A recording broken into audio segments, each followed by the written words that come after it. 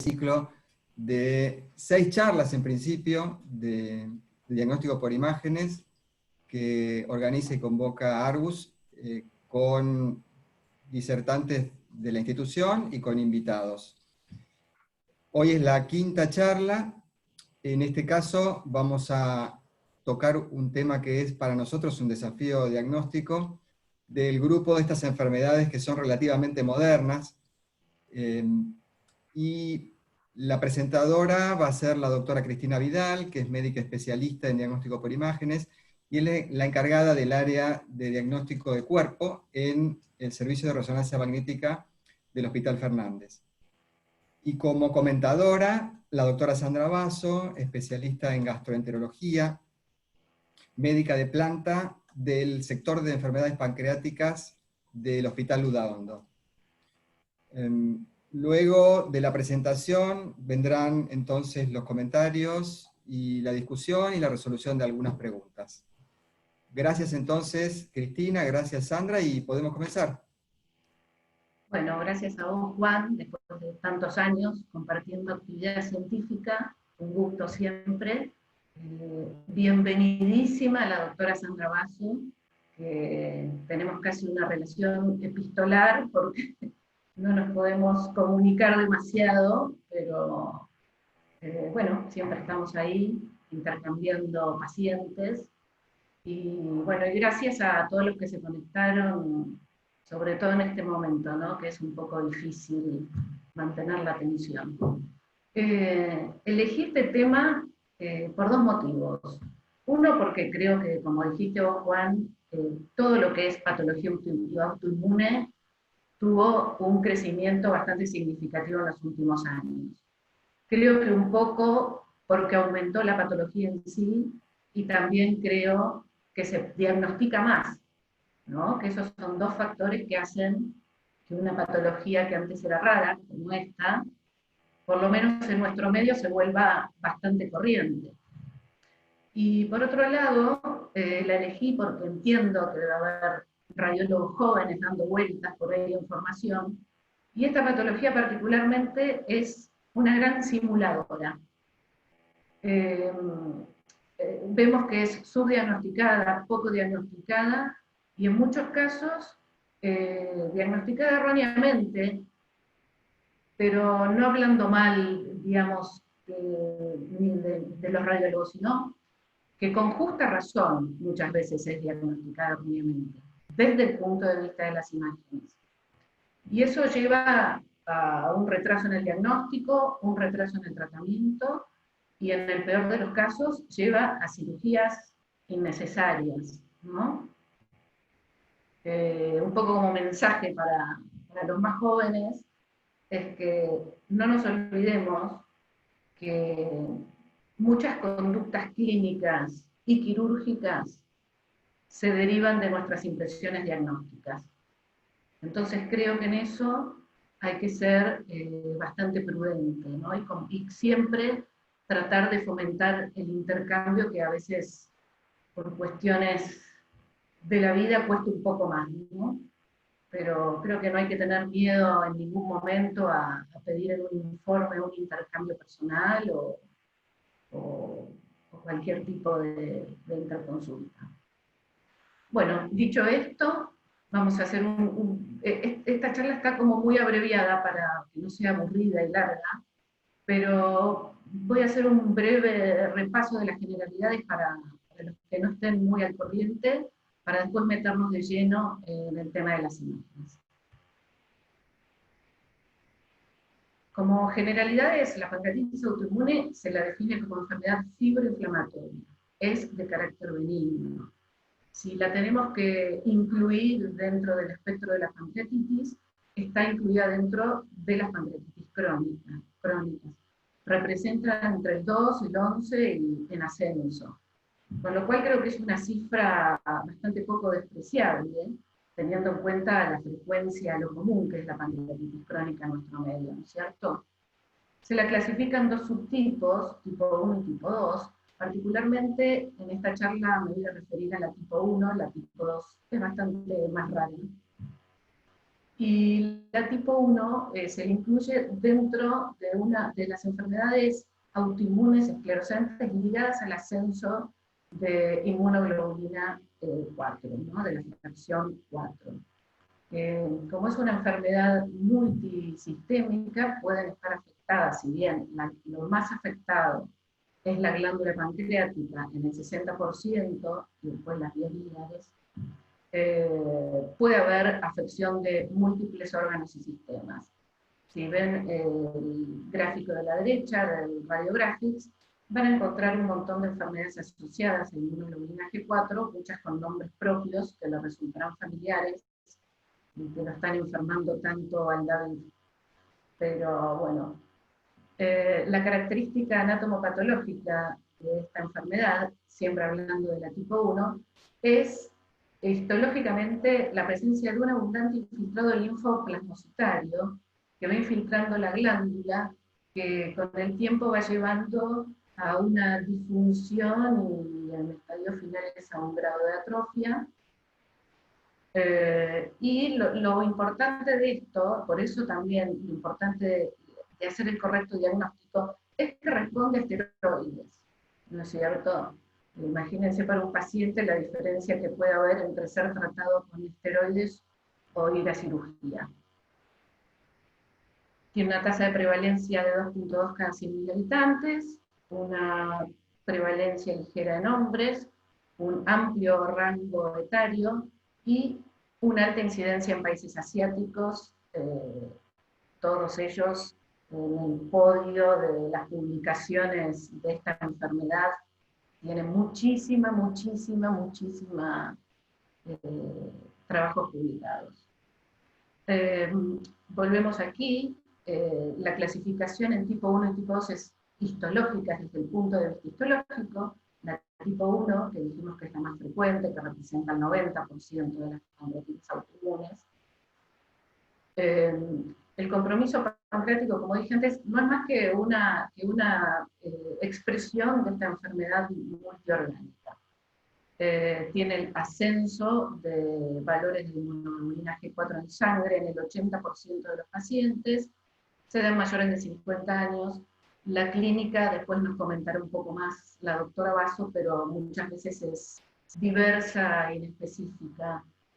Se trata de una enfermedad recidivante, que cura con esteroides, pero puede recidivar y a veces tener una evolución un poco tórpida.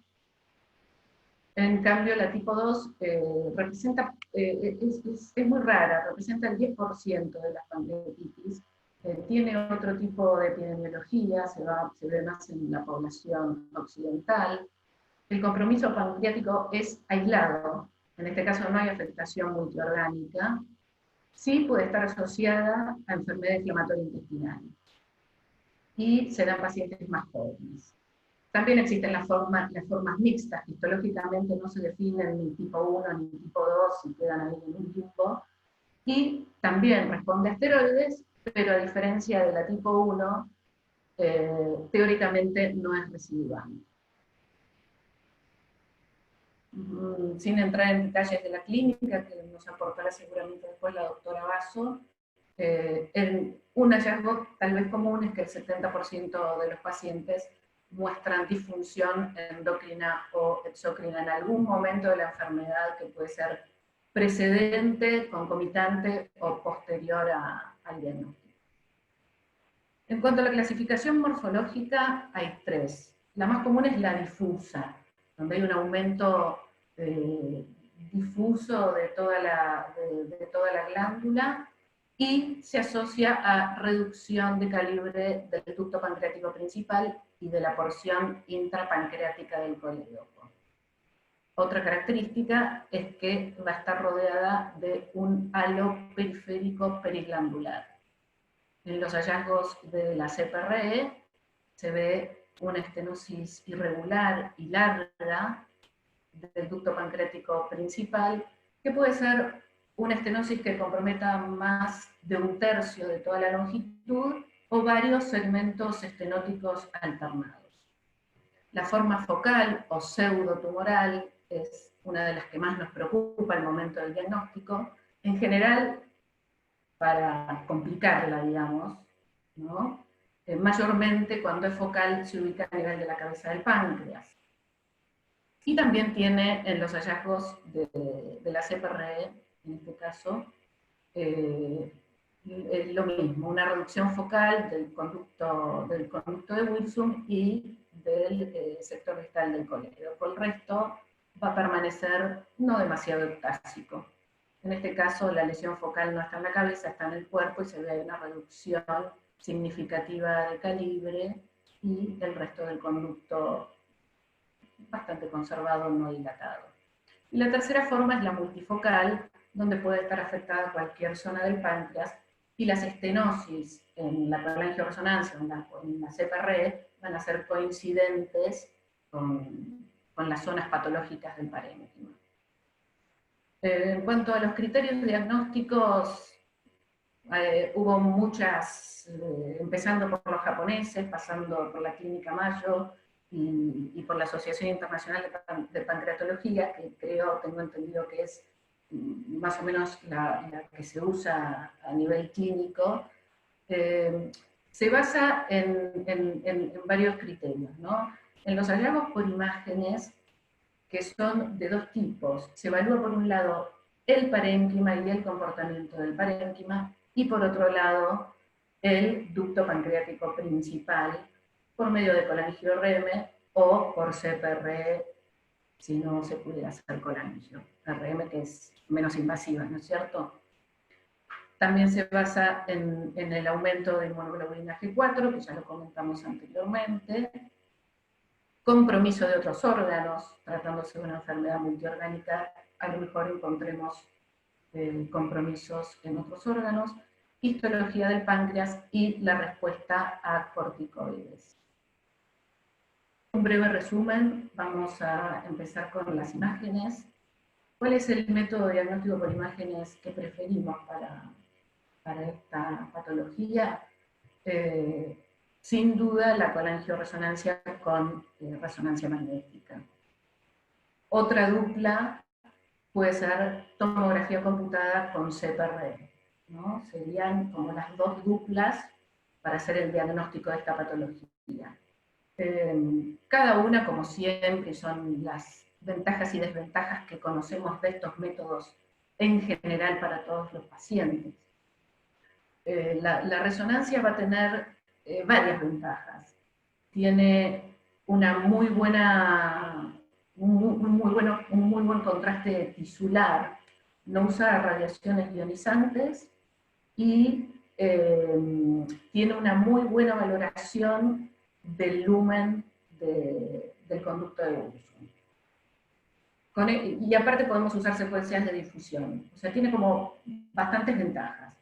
Las desventajas, bueno, las de siempre. Artificios por movimiento, pacientes con insuficiencia renal no pueden inyectarse gadolíneo, porque esto quiero dejarlo como bien claro. Para estudiar el páncreas, ya sea para la pancreatitis o para cualquier otra patología tumoral, ni la tomografía ni la resonancia sin contraste nos van a aportar demasiado. Siempre es fundamental.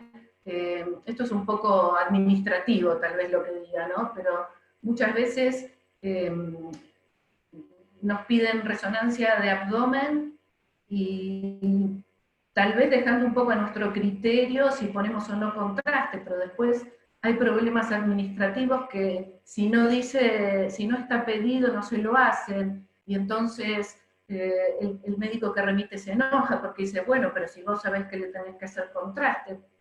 Entonces, esto un poquito como para siempre que pidan un estudio de páncreas, sea tomografía o resonancia, y el paciente pueda recibir contraste, por supuesto, deben hacerlo con contraste. Es fundamental. Empiezo un poco con la ecografía porque en nuestro medio y en casi todos es el primer estudio que se hace a todos los pacientes. Los hallazgos son bastante inespecíficos, hay un aumento difuso con señal hipoecoica del parénquima, pero no hay demasiados signos que en una ecografía nos orienten hacia la presunción diagnóstica de pancreatitis autoinmune. como no es una patología que se caracteriza por dilatar la vía biliar, vamos a tener bastantes limitaciones para valorar el lumen, ¿no? el conducto de Wilson. Entonces, bueno, los hallazgos son incaracterísticos. Acá hay otra ecografía donde se ve un poco de parénquima pancreático normal y toda este área de la región corpo caudal hipoecoica. Hasta el momento no tiene demasiada caracterización. Otro caso con un páncreas difusamente hipoecogénico. Solamente se describe, tanto ecográficamente como en resonancia, un signo que es el signo del conducto pancreático penetrante.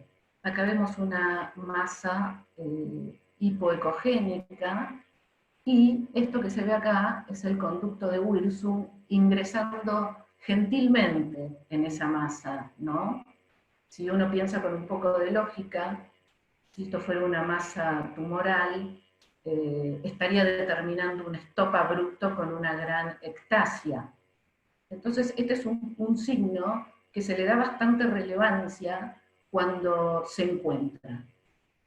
Yo no vi ninguno, por eso tuve que recortar una imagen, así que si alguien, tampoco hago ecografía, ¿no es cierto? Pero si alguien hace ecografía y me lo quiere mandar, bienvenido. Otro método dentro de la ecografía es la ecoendoscopía, ¿no es cierto? Que bueno, tiene sus limitaciones y sus pros y sus contras. Primero que es un método invasivo. En segundo lugar, los hallazgos generales van a ser iguales a los de la ecografía. Se va a ver una imagen hipoecoica y también vamos a estar bastante limitados a ver solamente la región proximal del páncreas. Lo que sí es interesante que puede hacerse una punción de aspiración con aguja fina, ¿no? En estos estudios. En cuanto a la ecografía con contraste, ¿no? Este es un estudio que está hablando, de este lado, las características generales por ecografía que dije antes, que son lesiones hipoecogénicas. En general, comparado, esto es una serie comparada con adenocarcinoma pancreático, ¿no? Pancreatitis autoinmune y adenocarcinoma. En general son lesiones más grandes, la dilatación ductal es mucho más significativa en el adenocarcinoma pancreático, y absolutamente todas las lesiones son hipoecogénicas. Pero lo interesante está en el contraste ecográfico, ¿no? Donde siempre van a ser hipoecoicas, tanto en fase arterial como en fase tardía en el adenocarcinoma pancreático. En cambio, en la pancreatitis autoinmune, en fase tardía van a captar el contraste. Y eso puede ayudarnos también a hacer el diagnóstico diferencial. En cuanto a la tomografía, los hallazgos básicamente son los mismos, ¿no? Un aumento difuso de la glándula pancreática, y lo que es importante es la pérdida del patrón acinar. El borde de la glándula se pone absolutamente liso, este es un páncreas liso, y se describe un infiltrado inflamatorio periglandular este es sutil, después vamos a ver otros mucho más floridos. Acá hay otra imagen igual, pero creo que uno de los signos más llamativos para ustedes tiene que ser el páncreas liso. Es un páncreas liso, pierde el patrón acinar. Acá, en este estudio de abajo, que es otro paciente, en esta zona perdió absolutamente el patrón. Y el borde está liso. Acá todavía lo conserva. Bueno, aumento del patrón acinar, como dije, puede ser una masa único-múltiple, el comportamiento es variable post-contraste, esto va a ser tanto en tomografía como en resonancia. depende del momento de la enfermedad y el componente inflamatorio o fibroso que tenga en ese momento, va a tener tanto la señal como la captación del contraste, ¿no es cierto? Casi el 80% de los pacientes tienen un halo hipodenso que va a realizar en fases tardías, y rara vez hay alteración de planos grasos pancreáticos como puede ocurrir en una pancreatitis aguda. El límite es bien neto, siempre. Acá vemos otro caso, espero que lleguen a verlo porque es bastante sutil. Hay una pérdida del patrón acinar, y donde están las flechas se insinúa el infiltrado periglandular característico de esta enfermedad. Esta es una imagen, este es un cuadro más florido, donde hay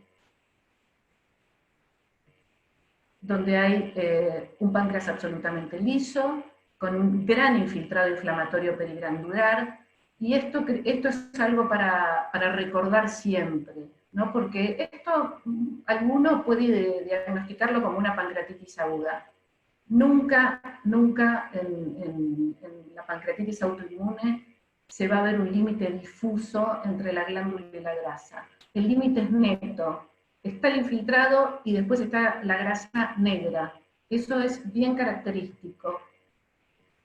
Acá puse una imagen comparativa de una pancreatitis aguda, donde vemos cómo el límite es difuso con la típica colección que se dispone en la fascia suprarrenal anterior, ¿no? De aspecto líquido, ¿no? Pero bueno, las imágenes son bastante similares si uno no tiene el ojo muy entrenado. Pero esto es muy importante, la delimitación del plano graso. Dos casos más. Perdón, tengo que ir corriendo a la imagen que tengo del costado. Esta es una reconstrucción tomográfica en plano coronal. Estamos en un plano absolutamente arterial. Y fíjense que el páncreas todavía no realzó, y el infiltrado tampoco. El infiltrado periglandular se lo ve acá, bien grueso, y todavía no realzó porque es una fase arterial. En este paciente, que ya estamos en una fase más venosa, noten cómo el páncreas está mucho más blanco y también el infiltrado periglandular. Estas acá son pancreatitis difusas. Acá tenemos dos formas, una pancreatitis multifocal, esto también es una fase arterial. Acá hay una masa hipodensa respecto al resto del parénquima, una en la cabeza y otra en la cola. Este es otro paciente con una pancreatitis focal, ya en una fase más tardía, donde en arterial puede ser heterogéneo o hipodenso como esto, y en las fases tardías, por el componente fibroinflamatorio, va a tender a un realce bastante homogéneo. Una imagen pre y post tratamiento, páncreas liso con el infiltrado periglandular y un recupero parcial del parénquima, del parénquima acinar, de las lobulaciones, pero todavía con persistencia del infiltrado periglandular. En general, cuando no se puede hacer resonancia y se opta por estudiar el páncreas con tomografía en cuanto a su morfología y comportamiento post-contraste, se tiene que hacer la dupla con la CPRE. Ya hablamos algo, y bueno, los criterios diagnósticos por CPRE es una reducción de calibre que puede ser continua o salteada, que sea más de un tercio de la longitud total del conducto de Wilson. En cuanto a la resonancia, que es el método de elección para el estudio de las pancreatitis autoinmunes, vamos a ver los mismos hallazgos que en ecografía y que en tomografía. Un aumento de tamaño, pérdida del patrón acinar, baja señal en pulsos de T1 con leve hiperintensidad en pulsos de T2, y particularmente en las primeras fases, ¿no? el aumento de señal en T2 va a expresar mayor componente inflamatorio, sobre todo en las primeras fases. En las secuencias dinámicas, baja señal del parénquima en fase arterial, con tendencia al realce progresivo y particularmente en fase tardía. Ambos, tanto el parénquima como el infiltrado inflamatorio, realzan en forma tardía. El halo periférico, en el 80% de los casos, con baja señal tanto en T1 como en T2 y con realce tardío. Y las secuencias de difusión, la pancreatitis autoinmune va a dar imágenes restrictivas con valores de ADC bastante bajos. Como secuencias que no pueden faltar para estudiar esta patología, secuencias T2, T2-FATSAT, la secuencia T1 con gadolinio multifásica, la difusión y la colangioresonancia. Ese sería el estudio completo como para poder diagnosticarla. Acá vemos una secuencia completa en resonancia, una secuencia T1 con saturación grasa, donde vemos lo mismo, pérdida del patrón acinar, un sutil infiltrado periglandular, en T2 una señal un poco aumentada. En las secuencias de difusión, como es una enfermedad, como se ve, difusa, está afectando a toda la glándula, lo que se va a ver en difusión son como áreas parcheadas, contrarrestando con áreas bien oscuras que representan el parénquima normal. Acá tenemos las tres fases, o tres fases con contraste, donde empieza apenas a realizar el parénquima, ahí se nota con baja señal el infiltrado. Acá empieza a aumentar la tensión del parénquima y también del infiltrado, y en esta última se ve como ambas realzan, no sé si se llega a ver, tanto el parénquima como el infiltrado están con tensión. Esta es la colangioresonancia de este paciente, donde se observa una estenosis larga y algo irregular del conducto pancreático principal. En la región de la cola está bastante conservado. Asimismo hay una ausencia de señal en el tercio medio distal del conducto colédoco y otros segmentos estenóticos. Esto ya en contexto de afectación de vías biliares relacionados con enfermedad inmunoglobulina G4. Otro paciente, este es el último, del mes pasado, un páncreas liso, aumento de tamaño, particularmente en la región caudal, algo restrictiva en las secuencias de difusión. Este es un T1 sin contraste, donde vemos el parénquima pancreático, un grueso infiltrado periglandular.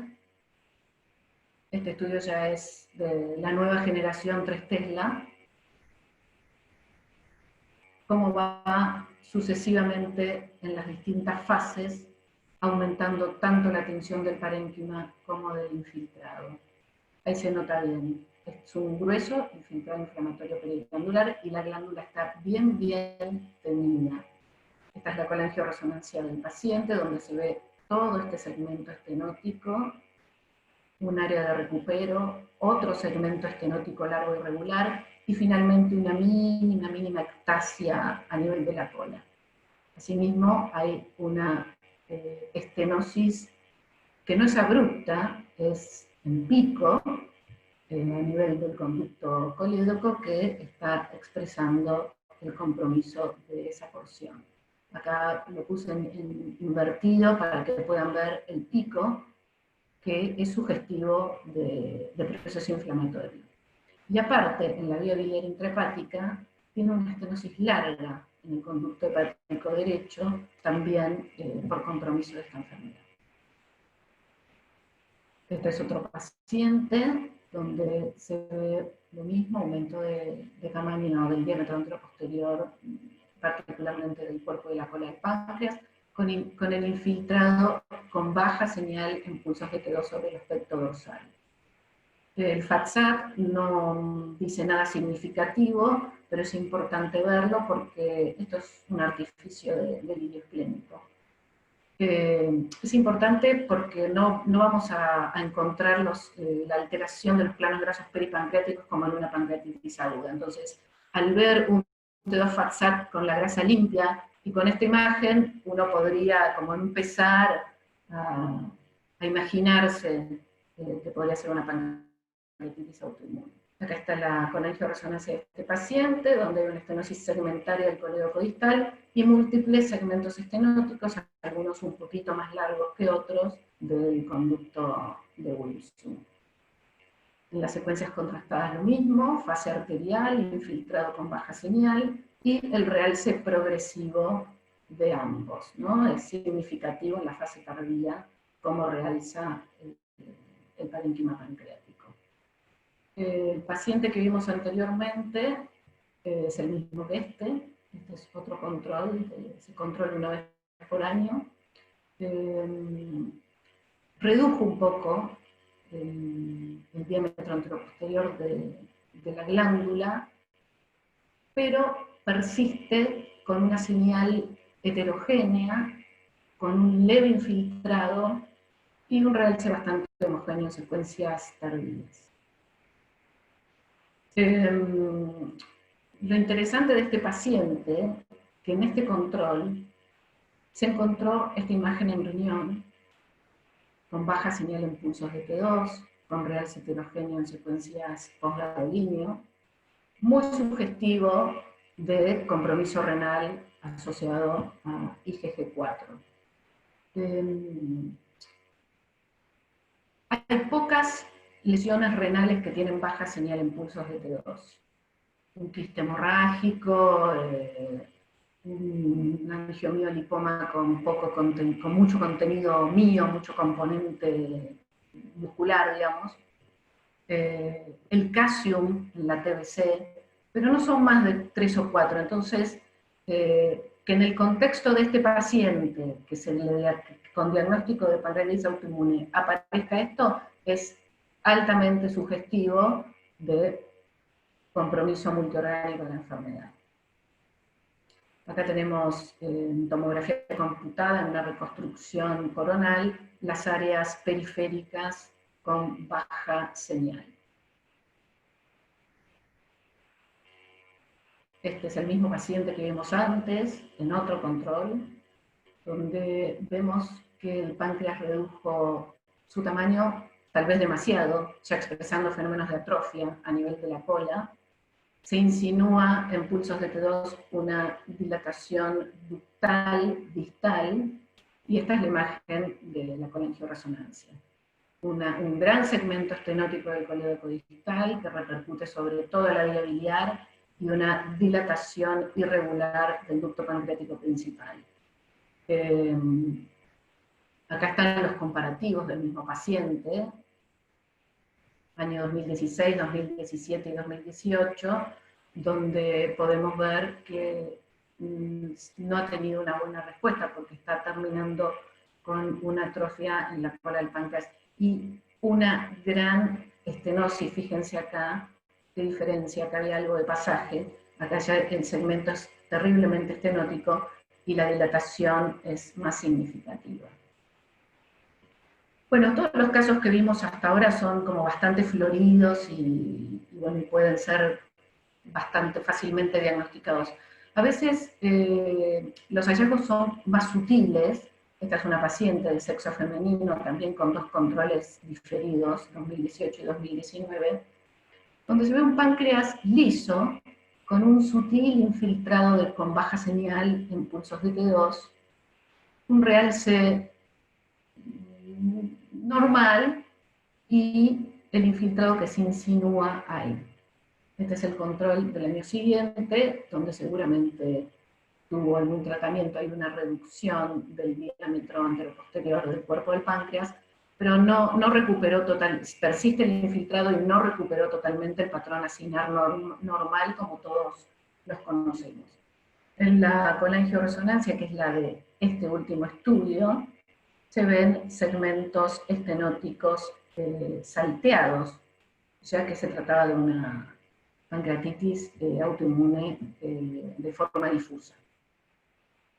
Otro caso que no es tan florido también, ¿no? A veces vemos un sutil infiltrado inflamatorio con baja señal y el páncreas con una pérdida relativa del patrón acinar, por lo menos no tan significativo o tan patente en las secuencias morfológicas, ¿no? La colangioresonancia creo que es muy explosiva, tiene muchos segmentos y muchas áreas estenóticas en el Wilson, un área segmentaria en el colédoco, otra en la unión del hepatocolédoco, así que la colangio en este caso ayuda mucho más que el morfológico en este paciente.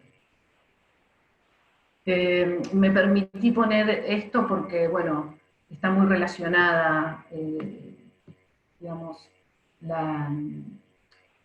es la segunda localización más frecuente de enfermedad de IgG4 en la vía biliar, y como pedimos, en general informamos la colangioresonancia en la pancreatitis autoinmune, vamos a tener una imagen y aprovechamos para verla. Esto es para que no se confundan un compromiso de la vía biliar por esta enfermedad con una colangitis esclerosante primaria. Y puse comparativo para que a grosso modo puedan ver las diferencias. Esta es la típica, con las estenosis y pequeñas dilataciones, y la imagen de árbol en poda, y particularmente afectando la vía biliar intrahepática. Si bien puede estar comprometida la extra, en general la colangitis esclerosante primaria es del árbol intrahepático.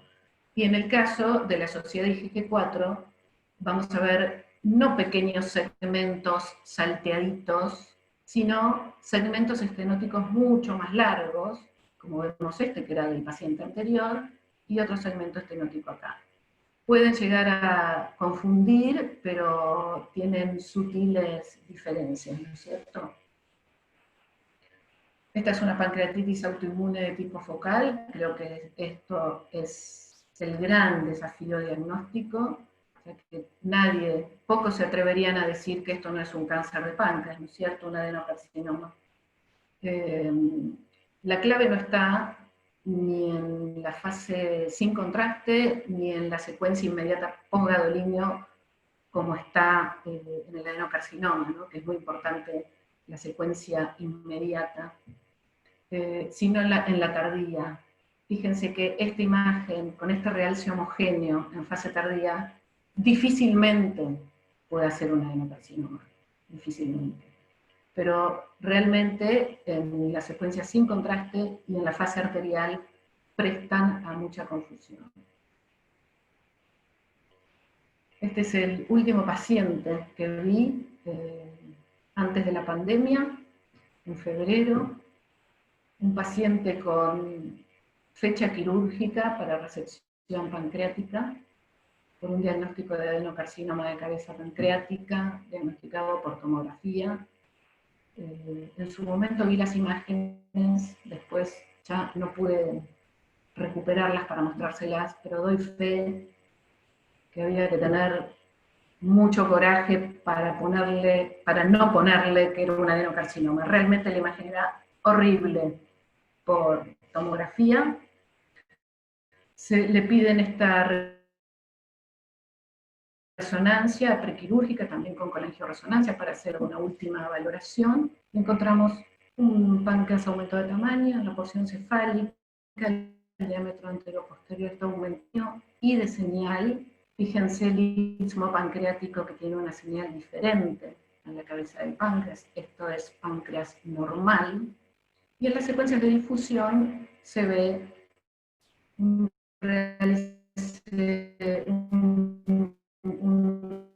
aumento del está normal, se conserva el parénquima, el páncreas negro, como se tiene que ver siempre en las secuencias de difusión. Este es el estudio dinámico de este paciente y las secuencias de colangioresonancia. El T1, sin contraste, con saturación grasa, podía dar lugar a alguna duda, un páncreas un poco heterogéneo. Incluso en la fase arterial acá se insinúa algo un poco con poquito más baja la señal que el resto del parénquima. Ya en la fase portal se empieza a ser homogéneo, y en la fase tardía es absolutamente homogénea esta cabeza del páncreas. Tiene una tensión completamente homogénea. En las secuencias de colegio-resonancia tiene una reducción de calibre en el colédoco y una estenosis larga y también como salpicada, ¿no? Acá puse una figura invertida para los que les guste ver las imágenes en invert. Este paciente se hizo un laboratorio donde se observó un marcado aumento de la fracción gamma globulina con valores de la subclase 4 de 4.33 gramos litros, que traducido a miligramos decilitros serían 430, ¿no? Uno de los pilares diagnósticos es el ascenso del inmunoglobulina G4 con un valor de corte de 135 miligramos por decilitro, ¿no es cierto? Este estaba aumentado a más del doble, así que calculo que tendrá un buen tratamiento con esteroides y esperemos que recupere. Un poco para finalizar, los principales diagnósticos diferenciales de la pancreatitis autoinmune son el adenocarcinoma pancreático. Siempre va a haber más dilatación ductal posttumoral, más atrofia, particularmente del cuerpo y de la cola, y muchas veces vamos a poder ver compromiso vascular, ¿no? Esta es una lesión en el istmo, está en el cuerpo, donde se ve que está comprometiendo a la vena esplénica. Con una reducción significativa de calibre, ahí recupera yendo hacia el confluente esplenoportal. Otro diagnóstico es con la pancreatitis aguda, que ya lo vimos, ya dijimos algunas cosas, el límite es bien marcado, de planos esofágicos y mucho menos colecciones anas o en las fascias, y también hay una discordancia, como dijimos, de TCRM con la CPR, ¿no? En la pancreatitis autoinmune va a haber bastante poca dilatación de la vía biliar extrahepática, al contrario que en las lesiones tumorales. Otra lesión como diagnóstico diferencial es el linfoma. El linfoma va a tener baja señal o baja densidad en todas las fases pre y post contraste, nunca va a presentar un realce tardío, y también siempre vamos a encontrar otros signos orientativos como ascitis, adenomegalias, etcétera, que nos orienten un poco más al diagnóstico. Esto tal vez un poquito lo puede resumir la doctora Basso, pero principalmente decir que el tratamiento es esteroideo y que sobre todo la pancreatitis autoinmune tipo 1 tiene un alto índice de recaída o de recidiva. Como final y un poco resumen, es una enfermedad de diagnóstico tardío, a veces tras resección pancreática. Hay un estudio coreano que de 67 cirugías que se hicieron con diagnóstico de CA de cabeza pancreática, 12 fueron pancreatitis autoinmune. Creo que es bastante significativa la proporción. El diagnóstico principal debe hacerse, como dijimos, en la forma focal con el adenocarcinoma pancreático, un aumento de tamaño por imágenes de la cabeza del páncreas sin una dilatación ductal significativa ni el stop abrupto que todos conocemos, tiene que plantear la posibilidad de pancreatitis autoinmune.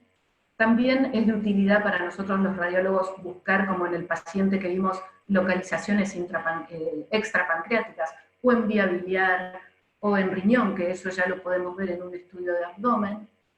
El halo, que mostramos tantas veces con baja señal en TCORM, no está descrito en otras patologías. Cuando veamos ese halo, es bastante patognomónico de esta enfermedad.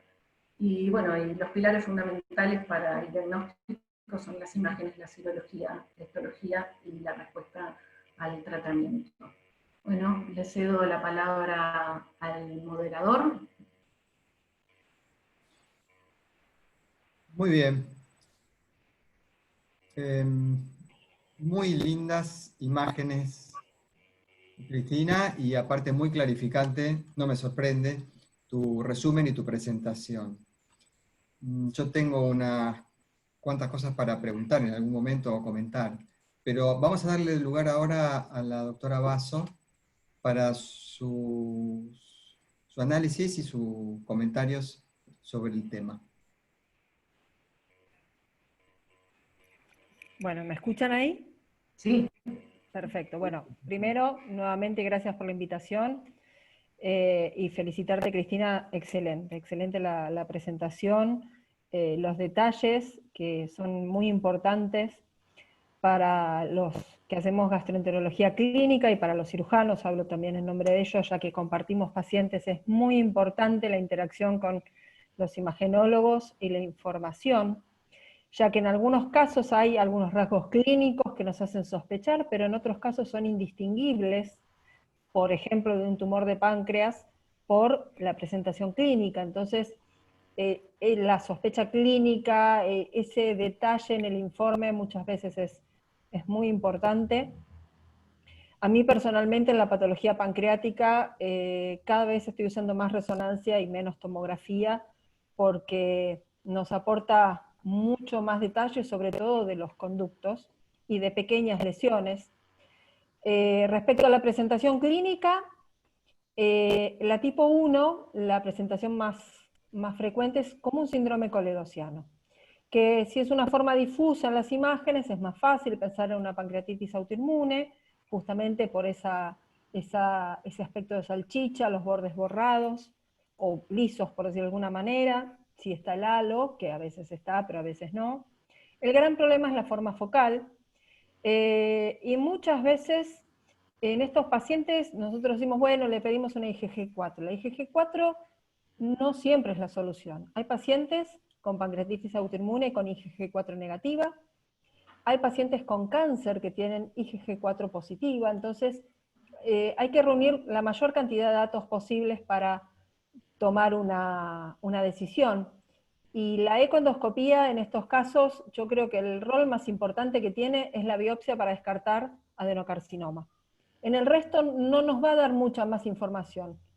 Y tampoco es fácil que una biopsia nos dé los signos patognomónicos de la pancreatitis autoinmune. Entonces el rol más importante justamente es en la sospecha en una forma focal, de hacer el diagnóstico de descartar el adenocarcinoma, pero la visión del páncreas y de la morfología y de las manifestaciones extrapancreáticas que nos ayudan mucho, las hacen las imágenes. Y ahí resalto mucho también el tema del compromiso renal, que es de suma utilidad, lo mismo que las linfadenopatías generalizadas. Son herramientas, elementos que a nosotros nos sirven para el diagnóstico. El compromiso de la vía biliar también es muy importante, orienta mucho al respecto. Y otra cosa a resaltar es que cuando les hacemos tratamiento es increíble cómo cambian las imágenes, cómo esas estenosis desaparecen o se hacen más suaves.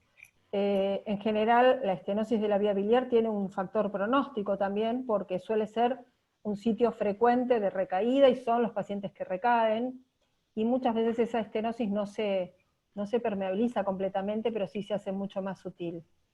Y en estos pacientes también, después de hacerles tratamiento, lo que vemos nosotros es que el páncreas es llamativo cómo se vuelve hipotrófico y pequeño, ya que esto es la manifestación aguda de una enfermedad crónica. Entonces, ese páncreas, cuando con el tratamiento se desedematiza, pierde el componente inflamatorio, queda más que nada el componente fibroso y un páncreas muy chiquitito. Y por eso es tan importante las pancreatitis autoinmune después, el manejo de la insuficiencia pancreática y de la insuficiencia exocrina y endocrina, que son los que le complican también mucho la vida al paciente.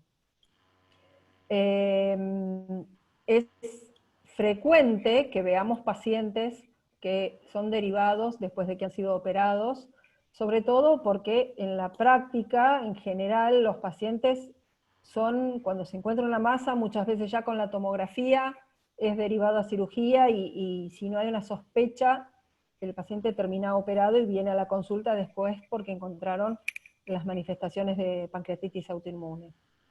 Y la tipo 2 es mucho menos frecuente, pero yo siempre me pregunto si es menos frecuente realmente o no la encontramos, porque en el paciente que hizo un cuadro de pancreatitis y tiene una enfermedad inflamatoria intestinal es más fácil pensarla, y en esto hago un comentario. La pancreatitis aguda no es una manifestación tan frecuente de pancreatitis autoinmune, y cuando está presente suele ser de la tipo 2, que en general sabemos o suponemos que es la tipo 2 porque tiene enfermedad inflamatoria intestinal asociada. Antes o después de la pancreatitis el paciente hace el debut de enfermedad inflamatoria, generalmente en el mismo año del debut de la pancreatitis. Y en esta, que es tan difícil hacer el diagnóstico porque no tenemos IgG4 positiva, no tenemos un marcador bioquímico, la imagen y el informe del radiólogo es muy importante porque muchas veces es lo que pone la sospecha en el proceso autoinmune. Creo que es muy importante el rédito y el aporte que hacen las imágenes en la interpretación diagnóstica de cada caso. Y respecto al tratamiento, en general el tratamiento que hacemos es corticoides, es el tratamiento de inducción de la remisión. Hay distintas escuelas y duraciones de tratamiento, pero en general el acuerdo es que el tratamiento inicial es con corticoides, en general es parecido a lo que se hace en la enfermedad inflamatoria intestinal, dosis altas de corticoides, generalmente 40 miligramos. En algunos casos empezamos con una dosis menor si el paciente tiene una diabetes descompensada o alguna otra comorbilidad, pero en general empezamos con 40 miligramos durante un mes y luego vamos bajando la dosis en forma escalonada hasta dejarles una dosis que también está discutido si dejar o no mantenimiento. En mi opinión hay que dejarles mantenimiento en un lapso total entre la inducción de la remisión y el mantenimiento de 6 meses, y ir viendo, monitoreando la respuesta de las imágenes también es muy importante para confirmar el diagnóstico y ver que no haya otra cosa asociada a todo esto. Pero el dilema principal sigue siendo obviamente la forma focal, y que no todos los pacientes tienen rasgos distintivos, ni clínicos, ni bioquímicos, ni de imágenes, entonces la conjunción de todas las herramientas son las que nos pueden ayudar a tomar una conducta. Bueno, muy valiosos los comentarios clínicos, muy bienvenidos son. La doctora Basso deja en claro que esta patología es un desafío para los que hacemos imágenes, o sea que tiene un rol protagónico. Y por suerte tiene algunos signos que son contundentes o categóricos, pero solo cuando aparecen. Yo noté una diferencia entre las imágenes del equipo 1,5 Tesla y el equipo 3 Tesla. Para los que hacemos diagnóstico por imágenes, esa modificación en la calidad es muy útil. Supongo que debe ser también un alivio, especialmente cuando tenemos que ver ductos pequeños, ¿no? La visualización del conducto de Wirsung, los conductos intrahepáticos, que a veces no son tan difíciles de visualizar en una colangioresonancia, dependiendo del equipo o de la tecnología con la que uno cuente. Mientras voy diciendo esto, a todos los que están participando, los invito a que a través del chat hagan preguntas o dudas, y yo luego las voy a ir derivando a las disertantes. A mí se me ocurre una ahora, o más de una. La primera es preguntarle a Sandra si esta, por una cuestión de curiosidad, etiológicamente, ¿esta es una enfermedad con autoanticuerpos o en realidad ¿existe alguna sobrereacción a algún exógeno externo que todavía no se conoce, digamos? Buena pregunta. No está completamente definido. Aparte tenemos, en realidad son dos entidades y una que es la tercera, que es la que agrupa a las que no son ni uno ni dos, y cada una tiene rasgos clínicos y formas de presentación, y los factores etiopatogénicos están discutidos, están muy discutidos, así que esa no es una pregunta fácil de responder. Recién estamos empezando a abrir la puerta de lo que son los procesos autoinmunes pancreáticos, recién hace pocos años hemos aprendido a verlos, creo que 2 décadas, y falta mucho terreno por delante para poder responder esa pregunta. Claro, yo pienso ahora que esta enfermedad, digamos, tipificada más modernamente, nos debe haber hecho algunas malas jugadas cuando, no sé, a mí me tocaba hacer intervencionismo en páncreas cuando estaba mucho más utilizada la punción pancreática percutánea para tomar una decisión quirúrgica en el caso de los tumores de cabeza de páncreas, que había que justificarlo desde ya, y más de una vez o las muestras eran insuficientes, según decía el patólogo, o lo único que encontraba eran infiltrados linfoplasmocitarios, y entonces se especulaba con que era la reacción desmoplasmocitaria de un cáncer de páncreas, digamos, bastante bien diferenciado, o probablemente muchas de estas deben haber sido enfermedades Seguramente, sí. autoinmunes. Sí, es así, realmente. Y aparte recordemos que ahora el patólogo está más familiarizado, pero tiene que ser un patólogo entrenado en páncreas, e incluso la presentación de la tinción de las células por IgG4 requiere de una tinción especial que no todos los patólogos tienen, con lo cual realmente tiene que haber un índice de sospecha clínica importante. Seguramente cuando no teníamos todo este conocimiento, yo recuerdo que las primeras pancreatitis autoinmunes que empezamos a ver, muy empujados por el tema de los japoneses, fue año 2000 y monedas, y recién había empezado todo el tema y el mayor conocimiento en la última década. Con lo cual estamos aprendiendo sobre la marcha. Yo, Cristina, te pregunto esto, porque vos hablaste en un momento de una cuestión ligada a lo administrativo, que era el uso de contraste o no, que es algo que nos sucede rutinariamente. Sabemos que en algunos otros países el médico que confía en el imagenólogo directamente pide el estudio y el imagenólogo decide. Acá sabemos que no es así. De la misma manera pasa a veces con la solicitud, o no sé si te ha ocurrido, de la colangioresonancia solamente, y entonces, ¿qué hace el radiólogo? Hace el estudio de la colangioresonancia, extiende al estudio de los cortes. ¿Qué te resulta más útil en la práctica diaria? Lamentablemente, si pudiéramos tener la potestad de nosotros dirigir el estudio, seguramente sería mucho más beneficioso y mucho más barato a la larga.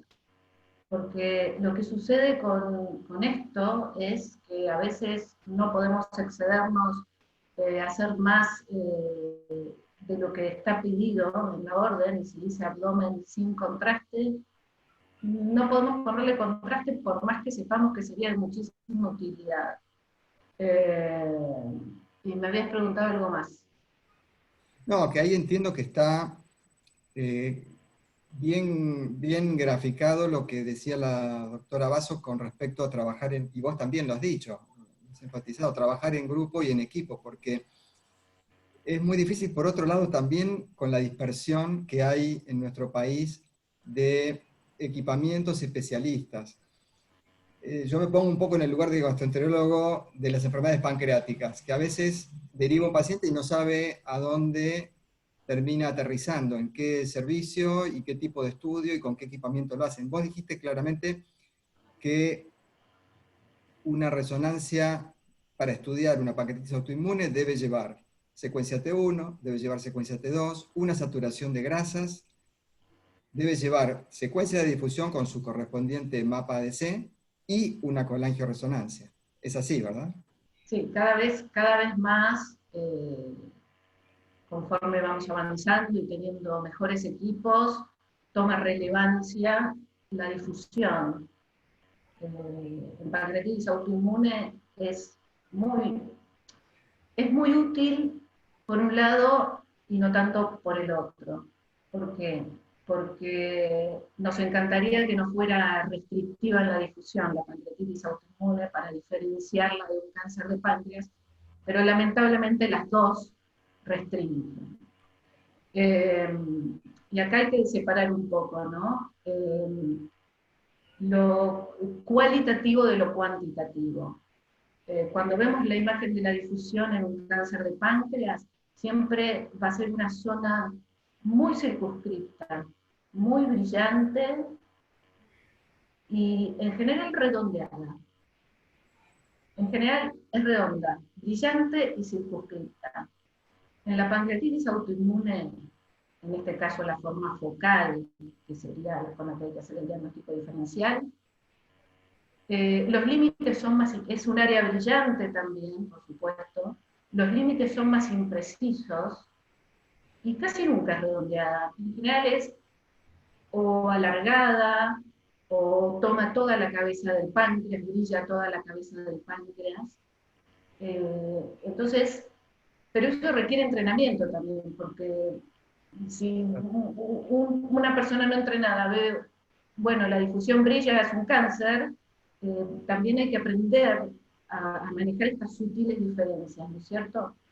Y por otro lado, la forma difusa tiene como áreas parcheadas, salpicadas con parénquima normal, áreas que brillan, áreas que no, áreas que brillan, áreas que no, y también de límites imprecisos, ¿no? Podría ser como el vidrio esmerilado del páncreas, así como una cosa medio sutil. En cuanto a lo cuantitativo, que sería el mapa de ADC, el límite es un poco fino, porque hay muchos estudios que toman como un valor de corte de 0,90 y pico hasta 1, por encima de lo cual se supone que es un cáncer y por debajo de lo cual una pancreatitis autoinmune, pero en la práctica no es tan así. Yo creo que poner un rango entre 0,9 y 1,2, que también hay artículos que lo estiran un poquito más, vamos a estar más en la realidad. Y si tuviera que dar un consejo, yo me apoyaría más en la forma que tiene la difusión, la manera que se dispone, el brillo, que tal vez en el mapa de ADC, porque si en el mapa de ADC me da un valor sugestivo del cáncer de páncreas, pero en las imágenes morfológicas y en la colangio es una pancreatitis autoinmune del libro, sería bastante tonto apoyarme solamente en eso, ¿no es cierto? Creo que es un elemento más, que sí que hay que verlo, que hay que estudiarlo, pero que el ADC no tiene que ser categórico para hacer el diagnóstico, porque el límite de los valores están muy superpuestos, muy próximos. Claro, claro, el ADC que acompaña a la difusión suele ser un intento de los métodos de imágenes para poder cuantificar y así competir con otros métodos que cuantifican. Pero es como decís vos, ¿no? Es decir, es un todo, es un conjunto de signos. Hay unas preguntas en el chat. En principio, una del doctor, supongo, sí, Horacio Alonso, que dice, ¿el tratamiento puede evitar la progresión a una insuficiencia exócrina y endocrina?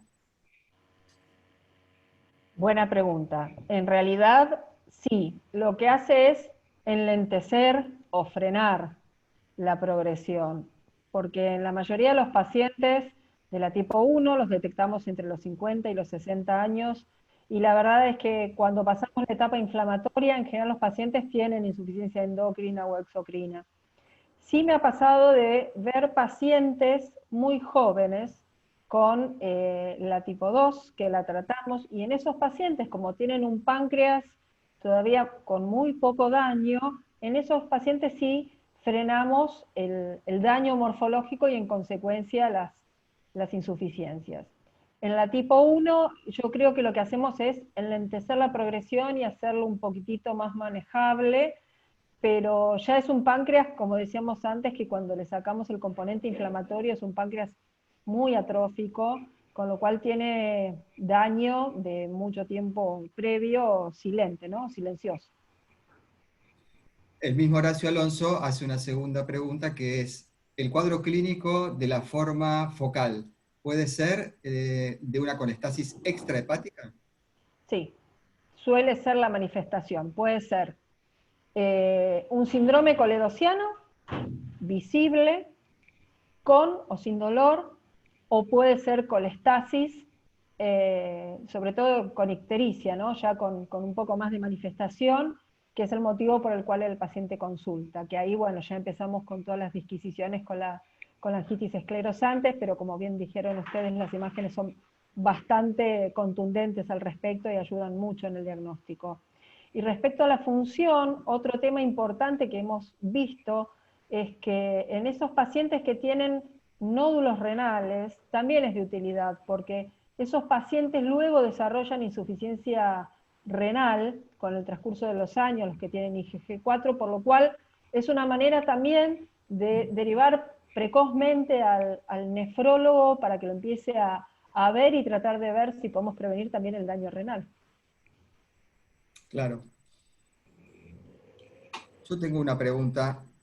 En la práctica diaria, Sandra, ¿cuántos pacientes terminan en procedimientos intervencionistas como una econdoscopía y su biopsia o una colangio retrógrada? Bien. Y como que no alcanzamos con la resonancia. Bien.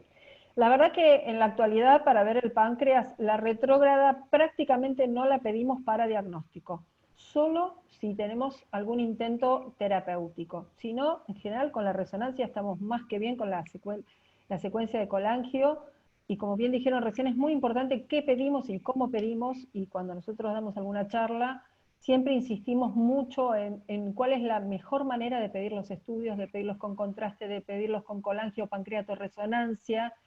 Si se pide colangio, pancreato, resonancia, no olvidar pedir la secuencia de abdomen también, así después el especialista de imágenes tiene la libertad de poder utilizar todos los recursos que necesite. Eso es muy importante, parece una pavada, pero es algo en lo cual tenemos que hacer mucho hincapié en la parte formativa de los colegas. Y me perdí qué iba a decir. No, Perdón, repetime la pregunta. econdoscopía y Ah, biopsia. sí. Y la econdoscopía, como decíamos recién, no tiene rasgos distintivos patognomónicos que nos haga pensar en la pancreatitis autoinmune. Simplemente vamos a ver un páncreas aumentado de tamaño, tumefacto, quizás no vemos calcificaciones, quizás no vemos las estrías y los puntos hiperecogénicos, y el principal rol justamente es en un paciente que tiene una masa pancreática, que realmente estemos convencidos de que es una pancreatitis autoinmune, sería de buena práctica pedirle una biopsia de la masa para descartar cáncer, porque también existe el cáncer en pancreatitis autoinmune o lesiones que remedan una pancreatitis autoinmune y que el diagnóstico diferencial parece claro hacia una pancreatitis autoinmune y no lo es. Entonces, ante una imagen focal sería de buena práctica pedir una econdoscopía con biopsia, pero más que para que nos diagnostique la pancreatitis autoinmune, para que nos descarte la atipia.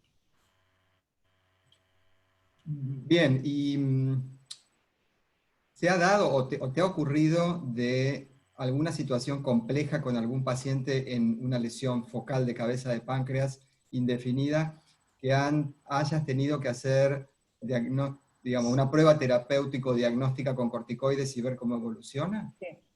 Sí, nosotros ahora tenemos, digamos, por esto de la tarea multidisciplinaria, tenemos contactos para hacer digamos, procedimientos endoscópicos, pero durante mucho tiempo no tuvimos, y en algunos casos de alta sospecha clínica les ponemos los corticoides, y la respuesta es franca. Lo primero que mejora es el hepatograma, mejora de una manera impresionante.